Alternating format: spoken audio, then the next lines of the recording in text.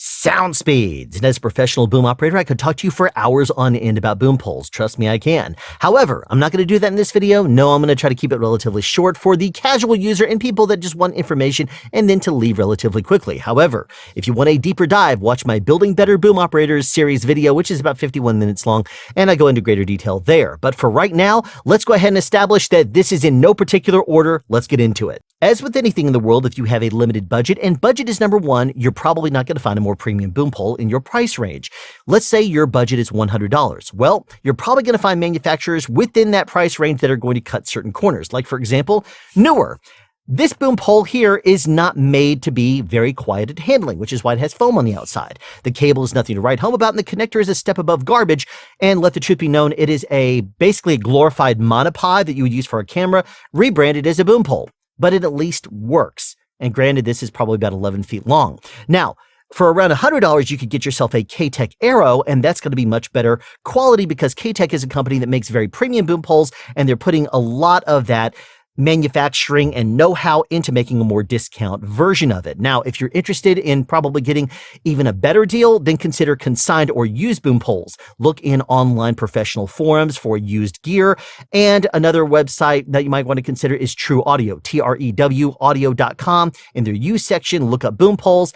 Even though it may quite, honestly exceed your budget ever so slightly, you're probably going to find a very premium, previously used boom pole that was used by a professional, and they've worked out all the kinks. The second thing to consider is the length of the boom pole. If, for example, you do a lot of ENG shooting, corporate video, that kind of thing, you're probably not very far away from the people you need to put a boom over. And in that case, then maybe 8 to 10 feet might be the length that you want to consider. And also, if you ever travel for work, then having yourself a smaller boom pole would fit in your luggage much better than a longer boom pole. And as speaking of longer boom poles, 16 to 18 feet is usually what I recommend for scripted movies and television. Something like, for example, this boom pole here would not fit in luggage very easily, but it's definitely going to be long enough for you to hang over top of your actors if you're in a wide shot and you really can't get very close because they're holding a lot of landscape. So length of the boom pole is definitely something to consider. The third thing to consider is the material the boom pole is made of. Carbon fiber and aluminum are the most common. Carbon fiber, which also includes graphite, is more expensive, but it is also lighter and easier to maintain. You can also get longer boom poles if it's made of carbon fiber.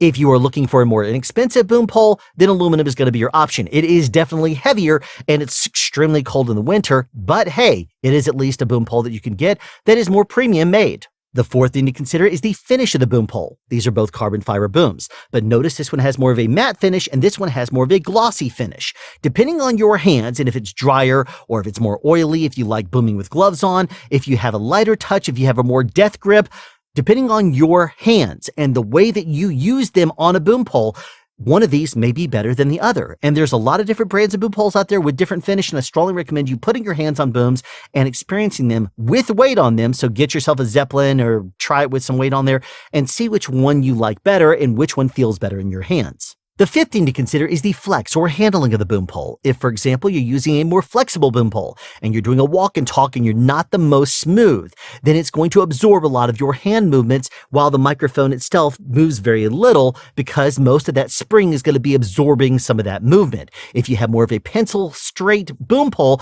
then it's going to snap exactly where you want it to, which is going to be great for cueing multiple people because it's not going to overshoot and wobble all over the place, but it is going to require more skill to use. So depending on your skill level and your style, you may want a more flexible or more stiff boom pole. The sixth thing to consider is the weight or weight distribution of the boom pole. If, for example, you're using an aluminum boom pole, remember that's going to be heavier. So let's talk more about carbon fiber or graphite booms. If it's a lighter boom pole, then it's going to be light in your hands. And as you start to extend out the segments, it's going to feel very light because those segments are not going to be heavy on the end of the boom pole, and it's going to be offset by the weight that you're holding in your hand. As you extend the pole out longer, you're going to feel more of that weight. If it's a heavier boom pole, then it's going to be more linear in its weight distribution. As you extend out, you're feeling more weight, then more weight, then more weight. And obviously, if it's a light or a heavy boom pole, you're going to feel the full weight when it's fully extended, but that's a little bit about the weight distribution and how they are related.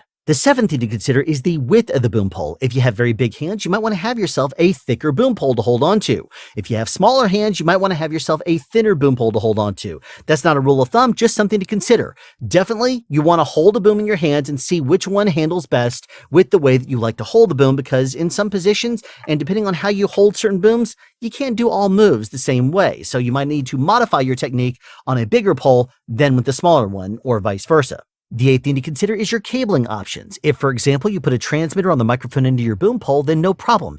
Any boom pole on the market should be able to handle that because you don't need to have a cable on a boom pole at all. And provided your boom pole is made properly, it should be able to handle just fine with that.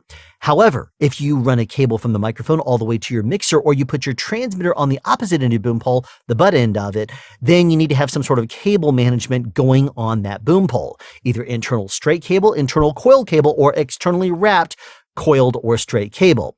Now, if you need to have a cable going through your boom pole, not all boom poles can be internally cabled, and some of them can only be internally straight cabled and not internally coiled cable, and some boom poles can take any configuration. So it's important to know your cabling options if you want to run a cable through your boom pole. The ninth thing to consider is the number of sections your boom pole has. Sections, meaning the tubes made out of carbon fiber or aluminum that telescope on the inside of your boom pole. This is a 1, 2, 3, 4, 5 section boom pole, for example, with 1, 2, 3, 4 locking knuckles. Now, each one of these points right here is a point of maintenance, so you'll definitely have to consider the maintenance on more sections of boom pole. However, more sections does mean it collapses down smaller for better traveling. So if you want to have yourself a boom pole that's going to be better to travel with, more sections that collapses down smaller is probably going to be your option. But of course, having fewer segments in addition to having less maintenance also means that you're going to have to do less work and extend out less sections, but it is going to be a longer boom pole, so consider both options. The 10th thing to consider is the knuckles. Some have rubber knuckles, some have these smoother type knuckles that still grab your hands just fine,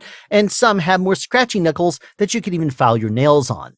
Everybody has different preferences, and you may have a different preference on the way that the knuckles feel. Also, some boom poles require a little bit more or less than a quarter of a turn to lock and unlock them, so that's something to consider as well. The 11th thing to consider is the accessories that may or may not be available with your boom pole. Some boom poles don't have any accessories, while others, you can maybe get an accessory that allows you to change the orientation of your transmitter on the end, or maybe even add a counterweight. The 12th thing to consider is the serviceability and maintenance of the boom pole. Can you do a repair yourself, or do you have to send it back to the manufacturer?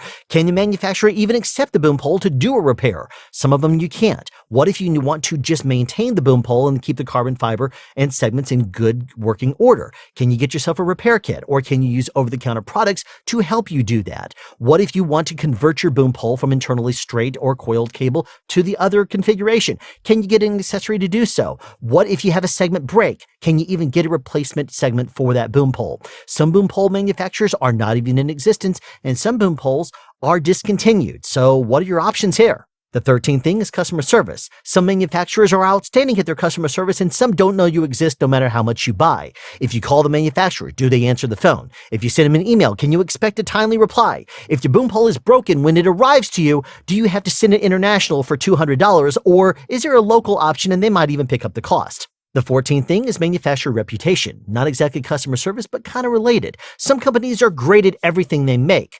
Other companies are kind of hit or miss, so do they make good boom poles? Other companies are just kind of known, but they're not really known for making anything that's really great. Finally, number 15, availability. In your country, certain boom poles may not be even available to be shipped to your country, or they may be too expensive by the time you add taxes and import fees.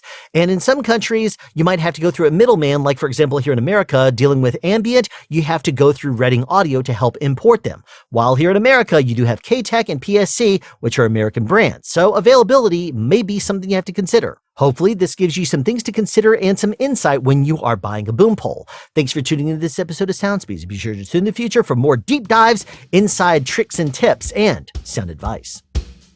Have a question you'd like answered or want to add something? Be sure to write it in the comment section down below. You can also make a suggestion for future topics of discussion. Again, comment section down below, or you can email me at soundspeeds@yahoo.com. Be sure to subscribe and turn on notifications so you won't miss out on future sound advice.